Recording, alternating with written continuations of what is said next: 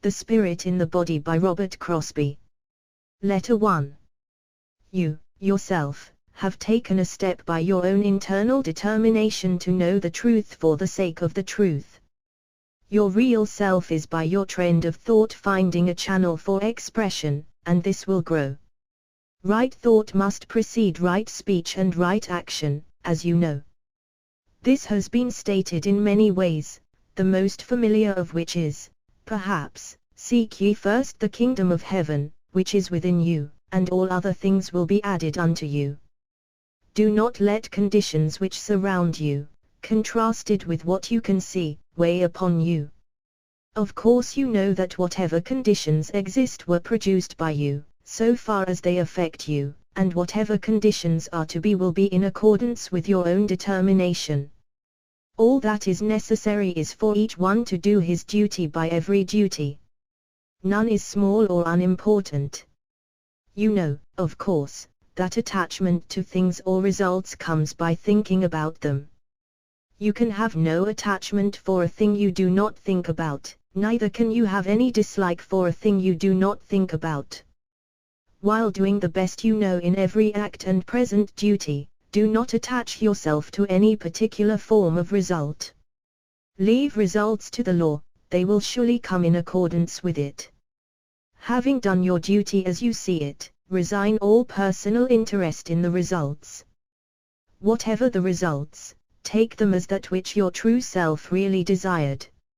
Surely, for the individual, it is the motive alone that marks the line between black and white.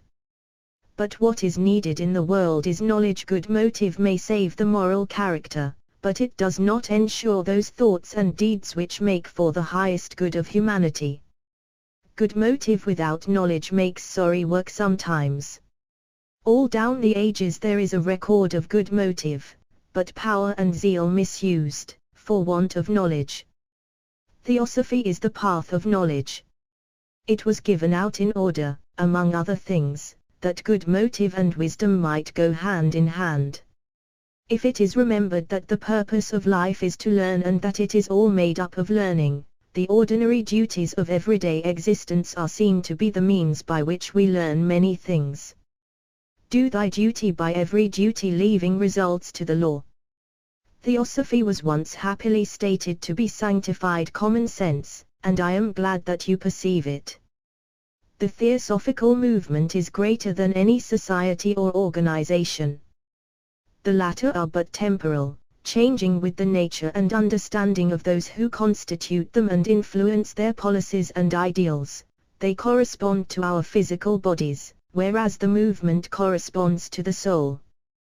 There are many kinds of bodies, and work has to be done in each, in accordance with the possibilities afforded by its nature. Those who pin their faith to any body are choosing a transitory guide, a frail support. Most of them are looking for authority. The human weakness that makes priestly domination possible leads to spiritual darkness in course of time. The Theosophical Society was founded by masters as an organization for the promulgation of the wisdom religion. That organization has split into fragments.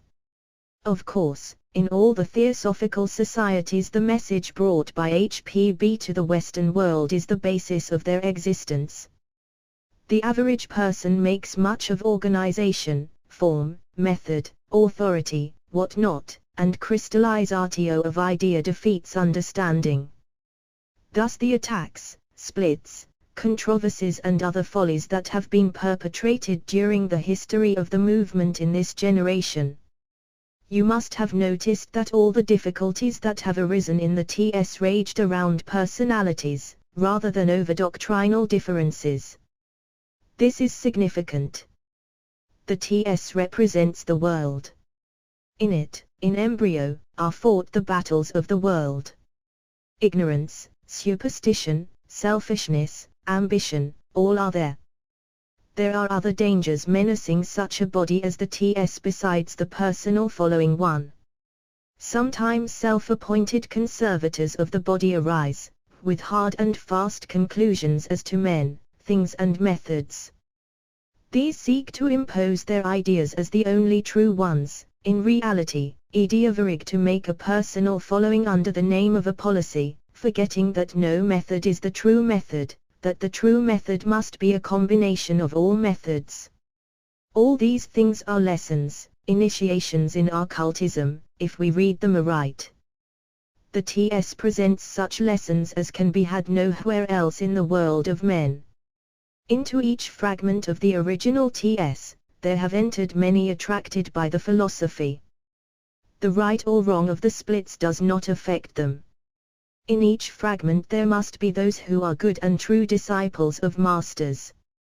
As far as my knowledge goes, I would say that masters are working in many ways, and through many organizations as well as with individuals. There are no barriers to their assistance, except such as personalities impose upon themselves. Their work is universal, let our view be as much in that direction as possible.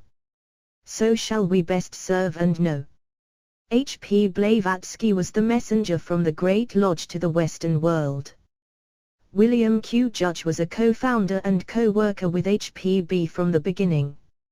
It is well to remember that HPB and WQJ were not accorded the positions they held through any authority, but through recognition of their knowledge and power. They were sui generis, all others are but students. Those who belittle Judge will be found belittling HPB. An ancient saying has it, accursed by karmic action will find himself he, who spits back in the face of his teacher. Not an elegant saying, perhaps, to our ideas, but it conveys a fact of most grave import in occultism. By their fruits ye shall know them. To those who know HPB and WQJ, attacks are worthy of consideration from only one point of view, that they turn the attention of many who would otherwise learn the great truths of man and nature. Theosophists cannot but take the position expressed in the words, Father, forgive them, for they know not what they do.